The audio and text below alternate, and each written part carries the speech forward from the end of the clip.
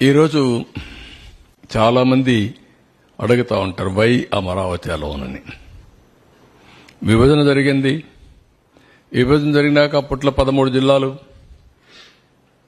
13 జిల్లాలను మీరు చూస్తే స్ట్రైట్ గా ఏ పక్క గిర్ర గీసిన, ఈ పక్క మడకసిర లాస్ట్, ఈ పక్క ఇచ్చాపురం, ఇంకొక స్ట్రైట్ గా కొద్దిగా ఇట్లొస్తే కుప్పం.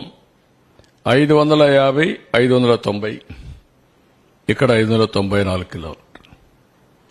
ఎటు చూసినా సమదూరం ఉండే ఏకైక ప్రాంతం అమరావతి.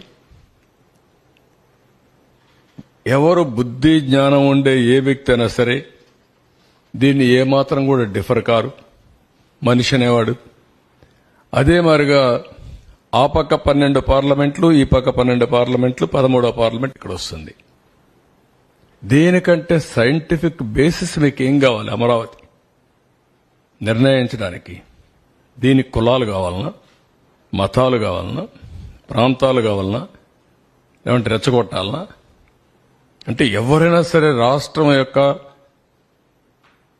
భవిష్యత్తును ఆకాంక్షించే ఎలాంటి వ్యక్తి అయినా సరే, అతను కరుడుగట్టిన ఉగ్రవాదైనా సరే దీనికి ఒప్పుకొని తీరాలి. ఈ నియమనాలతో నాకు అర్థం కావడం లేదు.